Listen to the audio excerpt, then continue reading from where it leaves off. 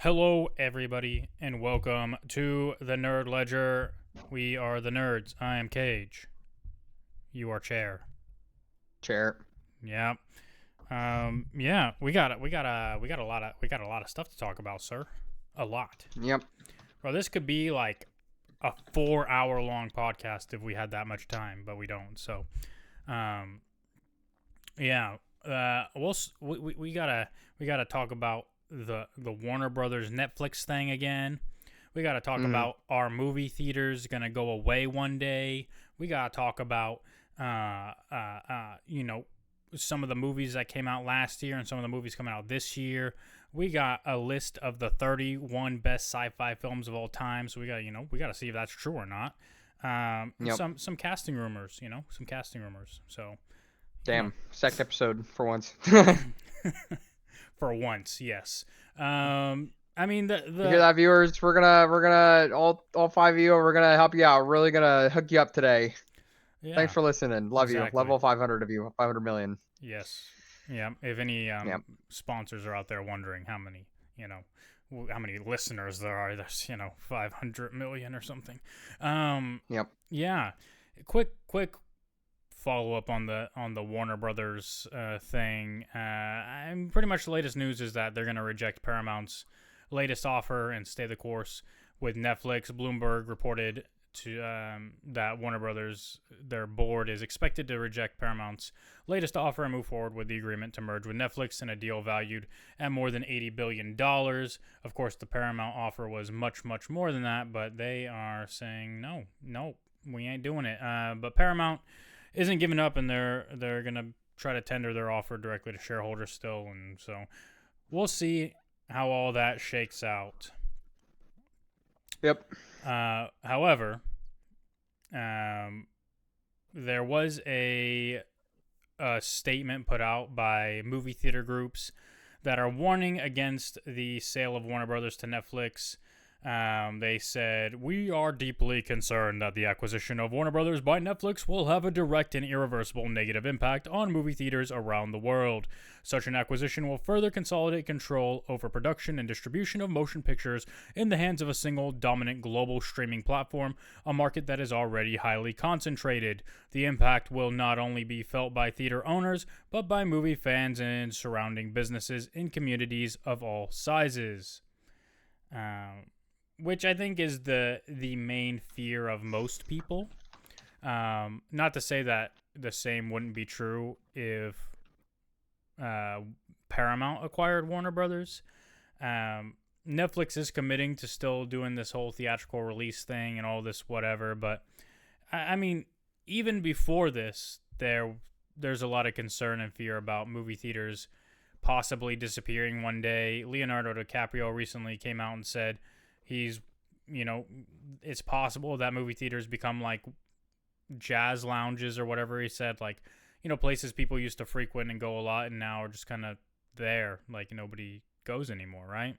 So we've had this discussion pretty much ad nauseum because it was a whole thing when streaming blew up during COVID, right? And would movie theaters survive? And are people still interested? And can people keep up with the costs of the movie theaters and all that stuff?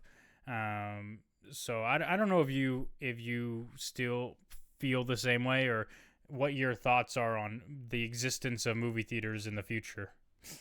I just think movie theaters will always exist. I just think there will always be less. I think there's going to be less of them than there used to be. I think is the more important thing. Like, I think that there's like theaters in the middle of nowhere. They're not going to last very long. 'Cause I think going out to the theater is like so expensive now. It's definitely kind of like an occasion you do like once a month. It's not something you do like every week like you used to back in the day. I used to go to the movies a lot, but it's expensive. It's like 30. It's like $30 or $40 every time I go because I want popcorn. I want a drink. It's just people complain about that, but that's what you do when you go to the movie theaters. You get some fucking popcorn, you get a soda, you get your bunch crunch, and you have a good time. Yeah. And that shit gets expensive. It really does add up. So I think people are just going to go to the theaters less, and I think theaters will still be around. I know I have a buddy who really enjoys going to this craft theater called the Alamo Draft House, which is like where you sit down and like you can have a beer like brought to your table and stuff like that and watch new movies. Yeah. So I'm sure those will always be popular. But aside from that, I don't, I'm not really. I'm not really too concerned that movie theaters are going to go away forever. You know, Yeah, unless something like drastic happens, you know, it's a lot easier to get a home entertainment system these days than it used to back in the day. TVs are a lot cheaper and they're like huge. You know, like it's like $400 for a nice widescreen 65-inch TV. Um, it's so there's that to consider too. But I still think people are going to go to the movie theaters, man. My parents still go to the movie theaters when there's a movie that comes out they really want to see. Like, they've been making a lot of biopics recently for musicians. Like the Elton John one came out last year. yeah, My parents went to go see that. I always think the theaters will always be around. I think they're an institution. They're an essential part of movie magic. Watching a movie in a theater, and I think for big releases, it'll always be in the theaters. And no, I guess the short version is no. I don't think they're going away. I just think there'll be less of them moving yeah. forward. Well, I mean, the only way they really disappear is if they fail to continue adapting, right? Like if they Yeah, if they remain stagnant, yeah, they'll disappear because you have to do things like, obviously the reclining, assigned seating was a massive change that they needed to do in order to, get people to get into theaters more. Like the other parts of it is a lot of theaters do serve alcohol now. It's like things like that get people to want to choose your theater and things. But most theaters make their money through like studios anyway, paying to get their trailers, before movies and things like that, and bidding on movies that they know are going to make more money. It's a little different now because a lot of them just release their trailers online, like right away. So there's not as much of that desire, I guess. So theaters, it's not going to be easy for them, I don't think, to survive. But people will still go see movies, which is evident by the box office this past year. Oh, excuse me. Um, because the movie still made money. Like there were a lot of flops, but top 10 movies this year, the 10th biggest one made 617 million. Four in the top 10 broke a billion. One broke 2 billion. Which is a mm, movie that I've never even heard of, to be honest, but it's probably very popular in Asian countries. yep. Um, do you know what Ni Jia 2 is? No, oh yeah, I heard about that. That's that animated movie from China, right? Yeah, that movie made $2.24 billion at Yeah, the it's because box it's really office. popular.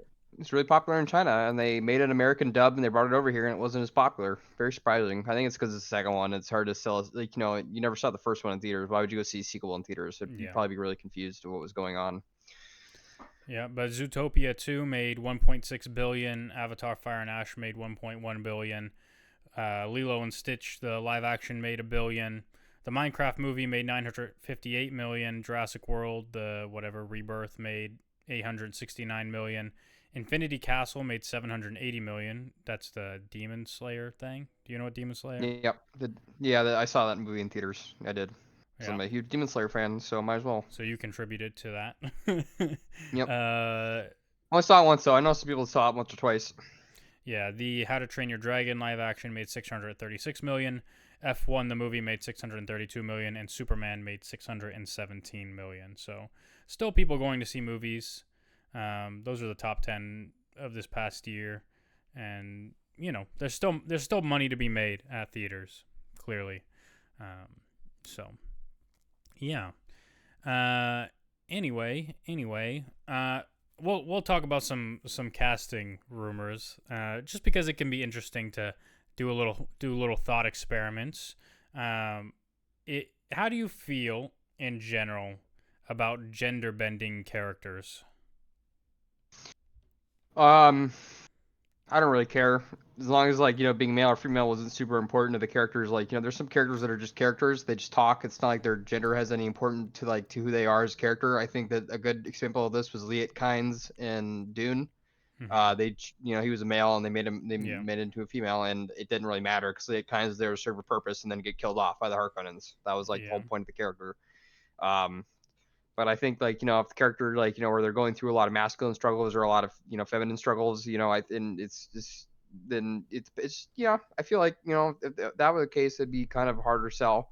Unless they change the story completely, but then it wouldn't really be that story anymore. It'd be a recap. It'd be a whole new story. yeah. I mean, it's been done a bunch of times, like in adaptations, but I don't know if it's been done to a high enough level, right? Like let's say they were remaking Star Wars and they made the Emperor a woman. How would you feel about that? I wouldn't care. Yeah, you wouldn't No, care. I wouldn't. I wouldn't care What about because Darth Darth Vader? City. Wouldn't make Again, I any wouldn't. sense. What is? I guess it doesn't make any sense because then how would he have the kids and Padme and all that stuff? Like that whole thing, that whole situation is very like relationship In coded. vitro fertilization in Star Wars. Yeah, It's the unless like future or the past, the way past with yeah, futuristic technology. yeah, absolutely.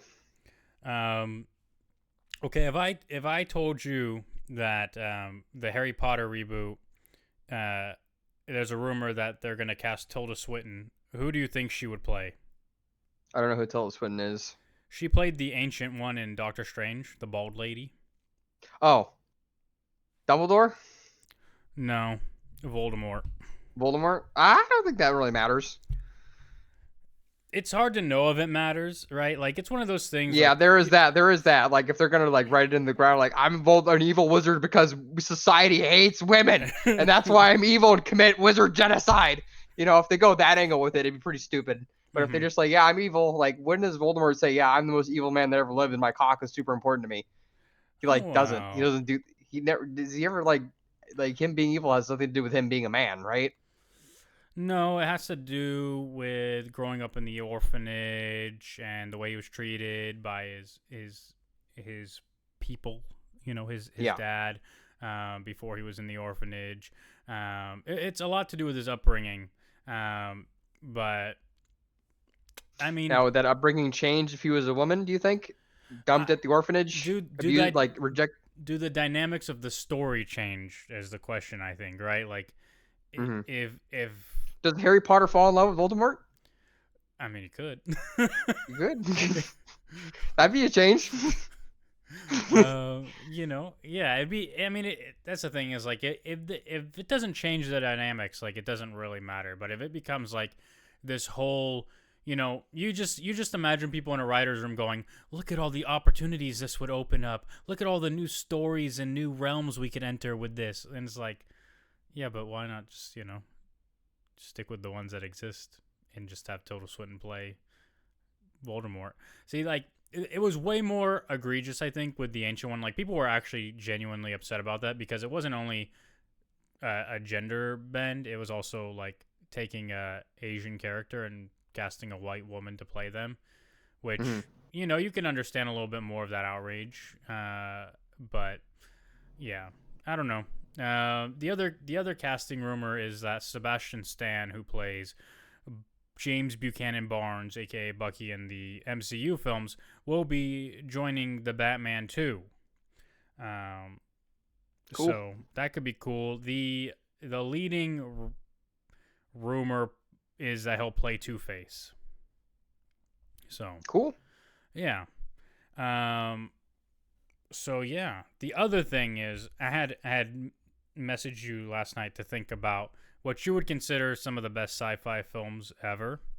Mhm. Because Entertainment Weekly put out a list, their definitive list of the 31 best sci-fi films of all time, and there's I told you like the term sci-fi is used loosely because there's one Star Wars movie in there which isn't sci-fi. Sorry guys, it's not. It's fantasy, but it's kind of people loop it in. But there's also horror films in there, so I'd be interested to know what you thought might make the list. Star Wars. The first one, All of them. all of them. They only have one on here, and it's not the first one. Empire Strikes Back. Yeah, Yeah. and it's not in the top 10. Do they have a Star Trek movie? They do. What about Jurassic Park? They hold on. I'm looking. I'm looking. I don't think I saw Jurassic Park on here. Do you consider Jurassic Park to be sci-fi? I do. Not really. Well, they genetically engineer dinosaurs, clone dinosaurs, and they go on a rampage. Like, that's pretty science fiction. Yeah. And, and then the last I one I got was Ad Astra, which is a science fiction movie I really loved, but I think it kind of went under the radar. Yeah. So no. no Jurassic Park, and actually no Star Trek either, which is kind of crazy. Um, there was a couple They don't have a people. single Star Trek movie on there. Not even Mm, like The Search for Spock. nope, not a single one. They have. Damn, Yeah. that's not good. That's not good. Well, I think you'll find it more egregious when you find out some of the ones that they do have on here. Hmm. Some of the other What's the ones, worst one? What's like the worst one you think is like, wow, that's not even a sci-fi movie? I mean, there's a couple. There's a couple. So someone also commented that it's not really a good list because it doesn't include Forbidden Planet. It doesn't have The Matrix or Interstellar. Hmm. But I'll go through them. So Wally is number 31 on this list. Yeah, well, all right, I'll appreciate that. So you'll say Wally is a sci-fi film. Yeah, I will. Number 30, they have A24's Under the Skin, which is a film starring Scarlett Johansson. Um, this is what I've never heard of it or seen it. Have you heard of it? Under the Skin. Nope. I'm gonna take that as a no. Okay, you said no. Okay, so the way they describe it is, um, is an adaptation of a 2000 novel that could have been an effects-heavy sci-fi spectacle. The English visionary behind Sexy Beast and Birth saw a different story between the. So why are you putting it on the list? That's stupid. Number 29, The Thing. The Thing is a horror film. Yeah, it is. I guess it is technically sci-fi though. It's sci-fi horror, like the way Alien is sci-fi horror. Well, Alien is on this list, and it's much, much higher on the list. So, Hmm. number 28 is an old movie from 1954 called Them. Have you heard of that?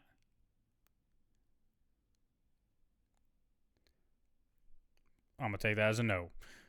So, this movie is a 50s sci-fi genre film. They say it's a relic of the nuclear monster era that 70 plus years later retains much of its original glow. Sure, it's about giant ants terrorizing the United States, but it's also about everyday people grappling with their justified fear of a post nuclear war in which everything they've come to know has been tainted and made dangerous. So, hey, maybe one day I'll watch that. Them. Number 27. I guess it's sci-fi. It's a sci-fi action film. The first Terminator movie. Do you think that belongs here? Yeah, I think it's science fiction. Fair Robots enough. come from the far future to kill someone in the past to stop that from happening. Yeah, I would definitely say it's science fiction. What about Sunshine? Have you heard of that movie? No. Came out in 2007. Stars Killian Murphy. Sorry. The sun is dying, and a bomb the size of Manhattan is all that can save it. In this thrill ride from protein filmmaker Danny Boyle, penned by Alex Garland, Sunshine transcends its sensational premise by grappling with how the vastness of space exposes the fallibility of man, forcing him to reckon with the prospect of an all-knowing creator. Boyle's dazzling, eye-melting direction finds beauty and terror in juxtaposing the smallness of man against the monolithic star. Sounds sci-fi to me. Number Yep. 25 on this list is The Empire Strikes Back. Maybe it's low on the list because it's not really sci-fi, but all right, sure, fair enough. What do you think of Starship Troopers being above Empire Strikes Back on this list? That's a really interesting decision considering Star Wars is the greatest science fiction franchise of all time. Science fiction, fantasy, it's just everything, Mm-hmm. of all time. So I'm surprised it's not a little higher, but this list seems a little stupid and biased. So I'm Yes, not gonna yes. lie. Number 24 on the list is Starship Troopers. Uh, number 23 is Stalker. Have you heard of Stalker? Nope. Well, it came out in 1979. I don't know anything about it. Number 22 is Snowpiercer, which I'm sure you're familiar with. Surely. Yeah, I am familiar. It's a good movie. Yeah. I haven't seen it. Tilda Swinton's in that movie too, by the way. But yeah, Snowpiercer is the post-apocalyptic film where everybody's like on a train, and it's like, you know, the haves and have-nots, and all the poor people find out they're eating bugs or some shit, right? Something like that. Number 21 on the list is a movie called Solaris. It's a Stanley Kubrick movie. Is it? I don't know. I think I've heard of it, but I've never watched it. It's Andrei Tarkovsky. Yeah, so that's on there. Number 20 is a movie from 2004 called Primer. Never heard of it. Apparently, it was made for just $7,000. It took home Sundance's Grand Jury Prize with what's got to be the most normcore depiction of time travel ever put to film. Writer, director, composer, editor, and star Shane Carruth Elides exposition, and laymen speak for realism, relying instead on scientific shorthand, technical jargon, and elliptical storytelling to spin the story of two not-so-eccentric engineers who somewhat accidentally invent a time machine. The 78-minute thriller is chilly and often opaque, but Carruth's narrative restraint allows the dread dripping from its philosophical implications to sink in that much deeper. All right. Number 19, Predator. Is Predator sci-fi? Yes. Do you think it belongs that high up the list? I deserve to be on the list where it should be. I don't know. Okay, fair enough. Number 18, the original Planet of the Apes. Yeah, sci-fi. All right. Number 17, the 2022 Jordan Peele movie Nope. Never saw it, but you know it's science fiction because it has to do with aliens. Yeah, I never saw it either. Number 16, Night of the Creeps. Never heard of it. Neither have I. Apparently, it's Fred Decker's cult favorite, and it opens on some of cinema's goofiest-looking aliens before spiraling into a feverish homage to the B movies of yesteryear. As hilarious as it is grotesque, Decker uses its extraterrestrial threat as a springboard to a whole host of familiar horrors, from slack zombies and demon dogs to axe murderers and feathered-haired frat bros. It has aliens, so they call it sci-fi, but it sounds like another horror film. Number 15, a movie I've heard of, never seen, 1927's Metropolis. Heard a lot about it, never seen it. Same. Number 14, to me, is another horror film, Invasion of the Body Snatchers. Technically sci-fi because it has to do with aliens. All right. Have you seen it? No. Me neither. Number 13, I'm guessing you have seen, Ghost in the Shell. Yeah, Ghost in the Shell is a really, that's a solid pick. All right. Number 12, Galaxy Quest. Okay. I mean, that has to do with the spirit of sci-fi in a lot of the ways, so I guess it deserves to be pretty high up there. And it is funny. About it. Yeah, it is and it's funny. But it also has to be that much higher than what The Predator and Empire Strikes Star Wars. Back. A little questionable, but it's up there, I guess. Number 11, 1986's The Fly. Never seen it. The Fly is disgusting. It's also beautiful because you're rooting for Seth and Ronnie, and it's unfair that an errant fly joins Seth inside his new teleportation device, fundamentally altering his DNA and destroying his mind and body. People love to talk about David Cronenberg's penchant for body horror, but The Fly amounts to more than mere goopiness, serving as a gutting allegory for the ways physical and mental illness can ravage a relationship that was once beautiful. If you want to watch it, it's on Hulu. Number 10, E.T. the Extraterrestrial. I mean, sure, I guess. It's sci-fi. Yeah.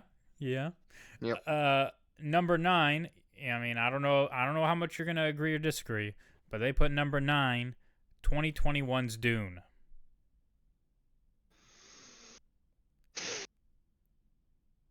Not Dune Part 2? Nope, just the first one. I mean, it's good sci-fi. Not like amazing sci-fi. Top 10 all time? I don't know about that. Like I said before, I'm gonna stand behind it, saying for that first Dune movie that it was a really good sci-fi movie, but it was a bad Dune movie. Hmm. So I think saying that it deserves to be high on the list because it was a good science fiction movie. Because the effects and everything were amazing, and like how the shields worked and Yeah. what it had on display was this science fiction world essentially. Yeah. All right. Number 8, The Day the Earth Stood Still. That's a good one. Is it? I mean, it has flying saucers and space lasers, so I guess it's sci-fi. Yep. Number 7, a movie called Dark City. Never seen it. Heard of it. Uh, this is what they say about it. When was the last time you remembered doing something during the day? That's a quote, I guess, from the movie. It's such a chilling line and one that teases the mysteries at the heart of Alex Proya's masterful Dark City, set in a murky metropolis that echoes the paintings of Edward Hopper. The film stars Rufus Sewell as a man who, after walking in a hotel bathtub with no memories, stumbles upon the puppet masters who have long manipulated his surroundings. The pale floating beings are called strangers, and their goal is to rebuild their dying alien civilization by unlocking the secrets of the human soul via frequent experimentation. That means injecting their subjects with new memories and rebuilding the city to explore new possibilities. It's eerie, gripping stuff, a sci fi noir that raises the biggest questions of all: how much of our lives are truly ours? Interesting. Interesting. Number 6, a movie called Contact I've heard of from it. from 1997. Robert Zemeckis' ambitious adaptation of Carl Sagan's 1985 novel. That is the rarest of films, a philosophical blockbuster. Jodie Foster is a steely yet open-hearted as Ellie Arroway, a scientist who discovers schematics for a single-occupant space vessel buried in transmissions from a distant star system.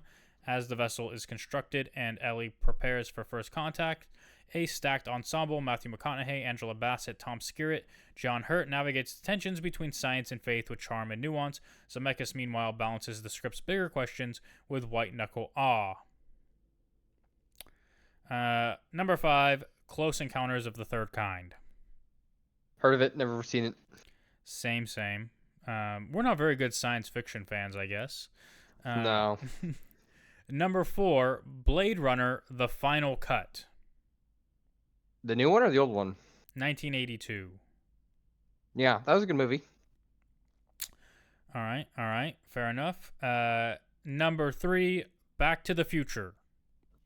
Uh, are you sure? It's like really entertaining sci-fi. I don't understand why that's why that's above Star Wars though. That doesn't make any sense. Yeah, I mean, and Or then why there's no Star Trek movies on this list. That's another reason. Like there's so many movies that could have knocked off this list for the Search for Spock or the Wrath of Khan. Like yeah, they're number 2, Alien. okay. Yeah, Great movie. I think You we and can I. agree with that. And then number Yep. 1, 2001's A Space Odyssey. Not 2001 A Space Odyssey from 1968. That's such an easy vanilla choice to pick as your number one sci-fi movie of all time. Hmm. 2001: A Space Odyssey. Yeah, it feels like maybe there wasn't a lot of thought put into that one. No, it's Um, just like, yeah, it's Stanley Kubrick's sci-fi masterpiece, so we're gonna put it up there as number one movie of all time, despite the fact that barely anybody's seen it. And it's a yeah. weird movie. Like it's not very entertaining. Like it's trippy and it's cool and it's weird, but it's not very entertaining. You know? Hmm. I haven't seen it, but I take your word for it. So, but yeah, yeah. That's an interesting list. So, I guess that brings us to what are you looking forward to in 2026? It's a new year. We got new properties coming out. On the comic book project side, we got Doomsday. We got this new Spider-Man movie. We got a Supergirl movie, Clayface. On the TV animation side, we should be getting X-Men 97 season 2.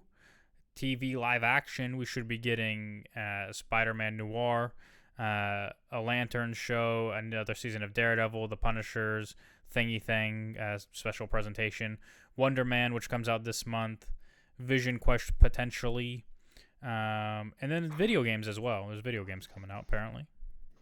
Yep. I'm excited for video games. Is the Wolverine game coming out this year? I think it is. Yeah. And then the Black Panther, Captain America one. Haven't been following them, so I wouldn't know. Fair enough. Uh, It might be delayed. Might be delayed. But yeah, all of those. Star Wars, we got The Mandalorian and Grogu in May. Ahsoka Season 2, Maul Shadow Lord, the animated Darth Maul show. They're also doing this Star Wars Visions Presents thing for the Ninth Jedi. And apparently there's a video game called Star Wars Zero Company coming out at some point. Don't even know what that is. Is that the turn-based thing? No RPG? idea. Haven't heard of it. All right. All right. Fair enough. I know the Star Wars Galaxy's Racer is coming out soon. That should be fun. That sounds fun. Sounds so fun. Are you gonna race in that? Yep. Is it a pod racer? No, they're like random. They're like random racing fast objects, and I don't know. It's hard. They're not pod racings, but Zabulba is like a main character in the campaign, I guess, because he's still alive, and he's like it's after the fall of the Empire, and they're kicking up the galactic racing circuit again, or something like that. I don't know. It looks cool. All right. Fair enough. We also got Super Mario Galaxy coming out. Did you like the animated Super Mario movie? I did. I wish they could have relied on different voice actors, because it Yeah. seems like they just picked a bunch of A-list celebrities from Hollywood, Yeah, we and did none of them not are need like Seth Rogen.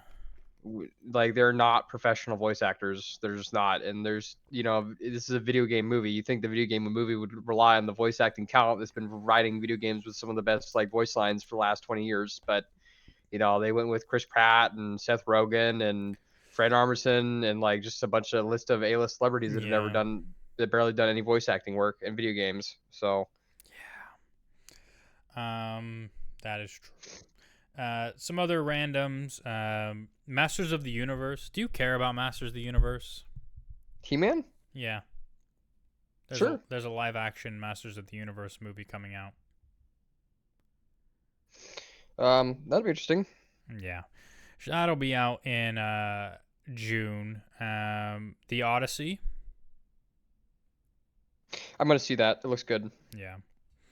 Agreed. And then interestingly enough, Avengers Doomsday and Dune 3 come out on the same day. That's right. Doomsday, isn't that what they're calling it? That is what they're calling it. Something else Yeah. big comes out that day as well. I have a list somewhere. There's another like fairly big franchise movie coming out that day as well.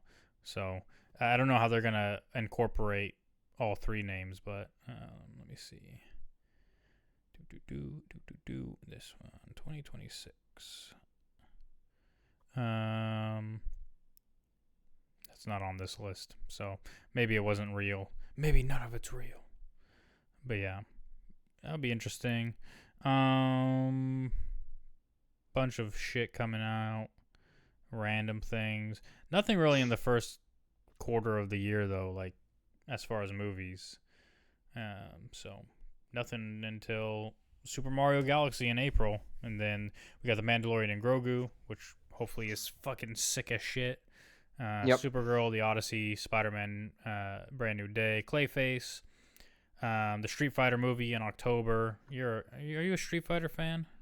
No, I'm not a fighting game guy. I just got a game arcade stick to try out fighting games, but I'm not a fighting game guy. Gotcha. Yeah, but then TV, Night of the Seven Kingdoms, the Game of Thrones spinoff. I know you're pretty done with Game of Thrones, so Yeah. another comic book adaptation later this month called The Beauty, which most people have never heard of, but it's got Ashton Kutcher in it, so if you hate him, you can ignore it. Wonder Man should be out on the 27th of this month. And then at some point, Daredevil, Born Again Season 2, The Boys Final Season, X-Men 97, Friendly Neighborhood Spider-Man Season 2, Spider-Noir, and the second season of the live-action Avatar The Last Airbender on Netflix. So lots of stuff, I think, to look forward to in 2026, because 2025 didn't really have that much, to be honest.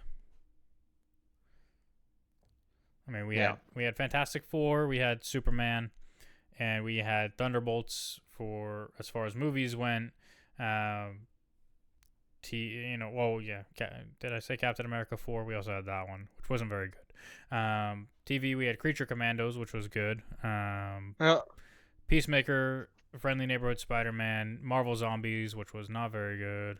Andor Season 2, and that's about it. That was the year, really. Not a whole lot going Mm-hmm. on in 2025. So Mm-hmm. yeah. Anyway, I don't have anything else. We kind of sped ran through all that. So, do you have anything you would like to speak about, sir? Nope, I'm playing on the combat upgrade version of Star Wars Galaxies. A brand new server just dropped. I've been playing that a lot, so it's been really good and fun. Star Wars Galaxies is definitely an acquired taste. It's not for everybody, but I'm really enjoying myself. That's So good. That's good. that's what I've been doing. Yeah. You know what they came out with that Ninja Turtles game on the Switch, the Shredder one, Yeah, I heard about Shredder's Revenge or whatever. What it. do you Yeah. call those kind of games? I always Beat 'em up fight stick games. I always called them like side scrollers, but I guess they're not really side scrollers. Yeah, I Um, call them beat 'em up. yeah, there's a Marvel version called Cosmic Invasion. Yeah. It's pretty fun. I played like the first two levels. Some of the Sweet. characters are really fucking dog shit, Mm-hmm. but you know, the ones that are good are good. So it can be fun. I just haven't played it since I played it the first day to see how I liked it, and then I was like, Mm-hmm. oh, it's pretty good. So Sweet. yeah, yeah. Um. Anyway, that's it. That's everything. So, um, did you, looking back, did you like 2025, or you feel like 2026 is a good year to, opportunity to grow and do better and be better and feel better, or do you think, You try to do the same thing at the beginning of every new year. Think of it as a new chance to do better. Um, I'm trying my hardest too. Like I'm not smoking as much weed as I used to. Today I'm actually sober. I think it's the first time I've been sober in like 4 years. So it's been a while. well, that's good. I'm How do you walking. feel? Oh, I hate it. Is it like you have a lot of like intrusive thoughts, or like your mind races a lot, so when you don't have those substances to help, it's just like you go kind of crazy?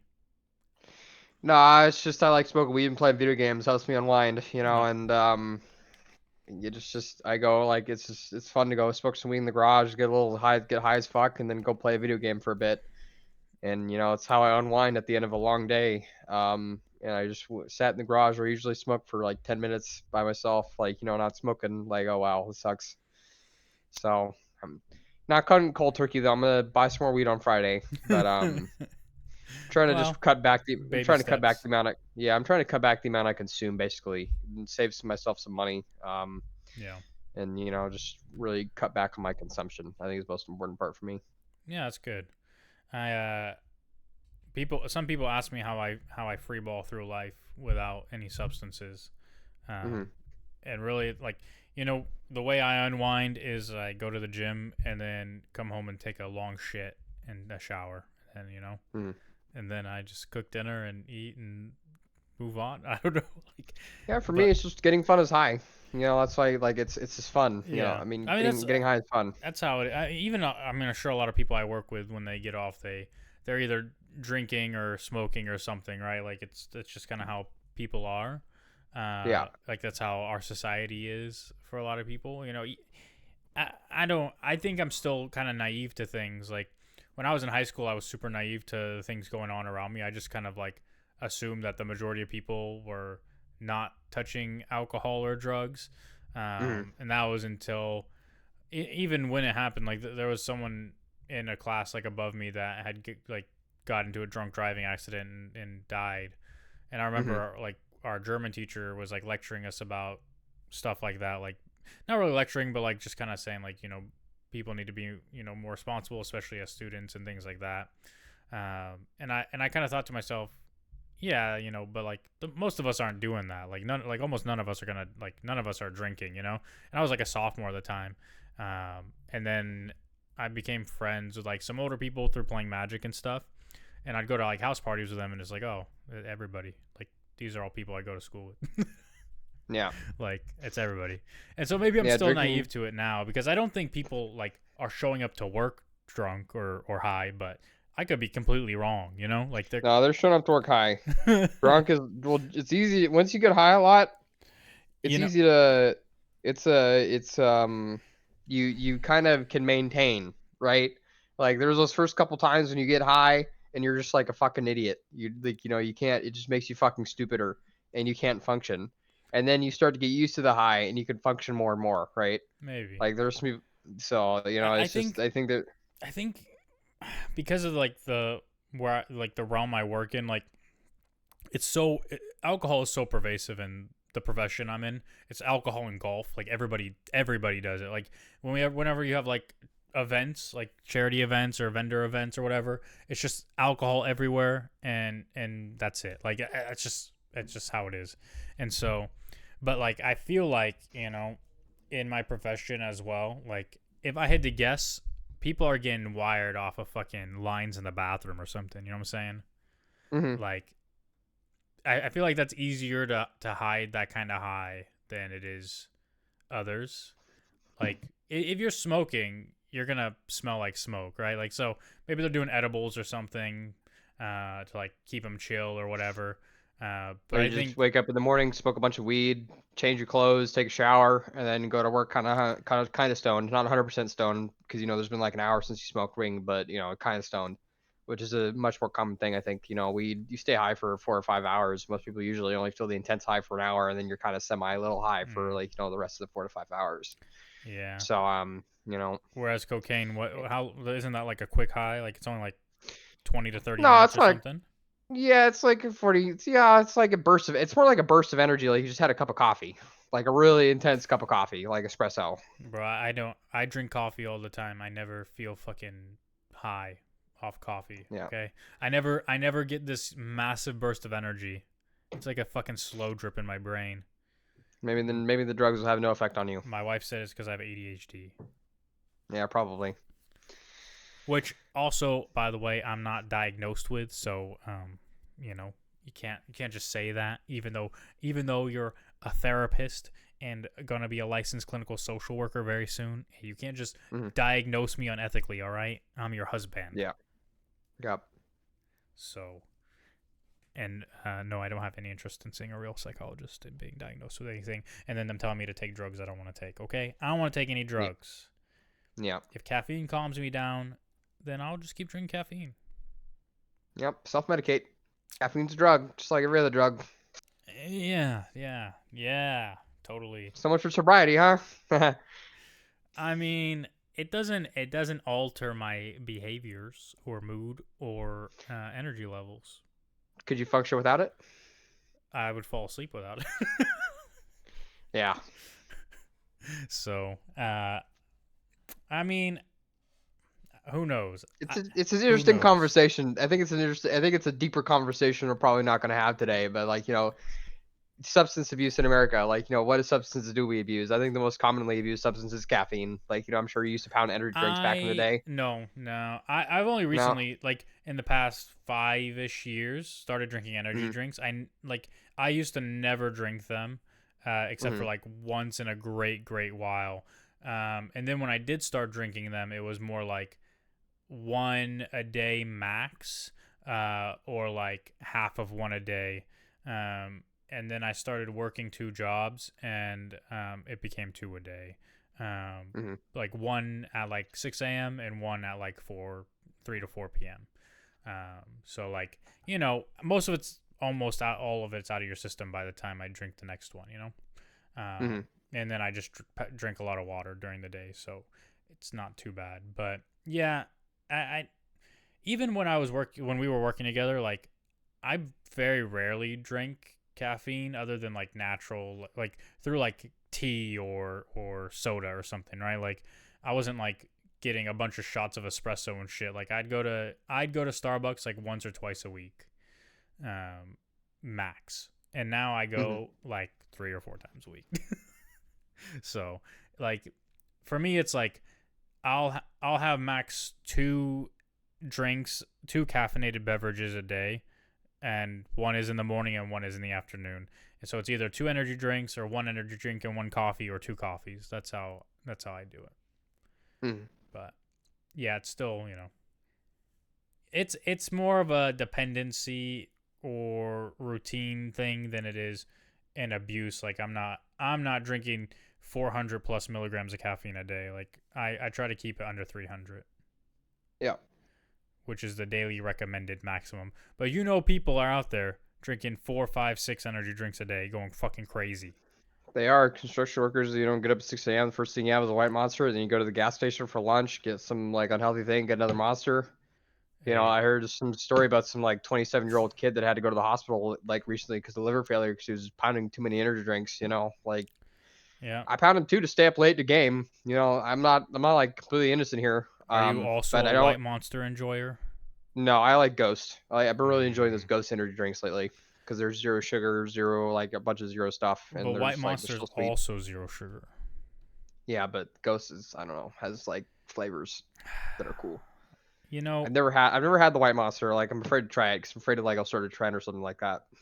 when we at our office we have a little store, Hmm. and they used to always merchandise the Ghost in there, and nobody fucking wants Ghost, okay?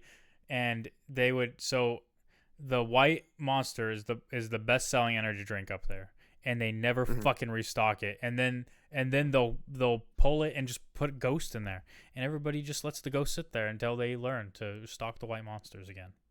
So I don't know. I like Ghost. That's the thing. Like I think Ghost is good flavor. Like I think the OG flavor is good. Like I think some of their flavors are misses. Like they have some flavors that are good, but they also have some flavors that are good. Like that's the I thing. only tried the orange creamsicle and it was okay. It tasted Yeah. like if you got an orange creamsicle popsicle and dipped it in gasoline. Mm. That's how I it like tasted their to me.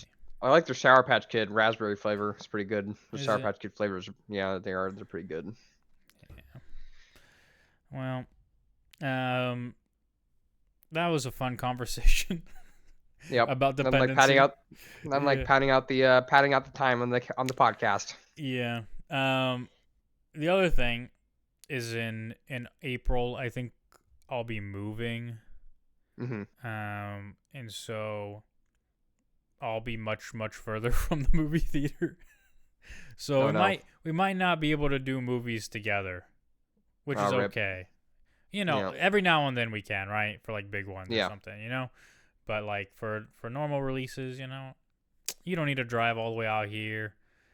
I mean, unless you want to. If you want to, we can still do it. I don't mind. I don't mind driving out there, but you know. I think what's a couple times a year for big releases. I think is fine. I'm willing to make that drive. I'm not. It's not like I hate it. I've made it like over 10 times now. I'm not willing to not do. Yeah, But yeah, oh, I think there was one point last year when there was like four movies coming out in a row that we all had to see, and I yeah. was like, yeah, but It I'm was a not going to lot. go. It was a lot. Yeah, Yeah. So it's like a 45-minute drive one way. So yeah. I'm gonna drive home at night in the sketchiest part of the road, Highway 4 to Stockton, Discovery Bay. That stretch of road that's between the Delta farmland. Yeah. Yeah, that shit gets foggy at night, dude. That shit That gets shit gets foggy as foggy hell. in the morning. Remember when I used Yeah. to work nights as a guard, and then like I'd leave at like whatever 6 a.m. or whatever it was, Hmm.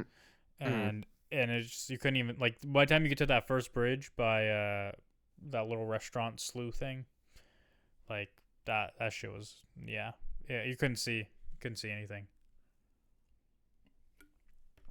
and then the road is just so fucking windy that like when you have that much fog, it's tough out there. It's tough out there. You know what I'm saying?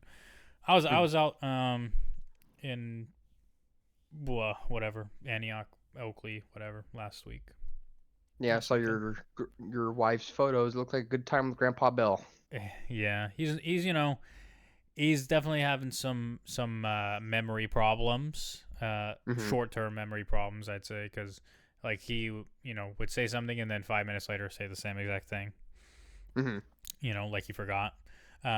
So but it's good. Like they're obviously when you have grandparents that get older, and it's good to visit them and things like that. And my grandma, she's not my like related grandma. He remarried, but like I've always grown up with her. So, but she has a lot of family around. But for him, it's just me. Like I'm the only one here in California anymore. Hmm. So, I know he still talks to like my dad like on the phone every week and stuff like that. which I don't even do. I talk to him like once or twice a year, and not even on the phone, just like a text message. But it's one of those things where people get older and they feel lonely sometimes, and I'm not very good at keeping in contact with people. Like that's why I don't really have any friends. No offense. Uh, Hmm. but like, it's just I'm lonely a lot too because I'm not good at. I call it watering my plants.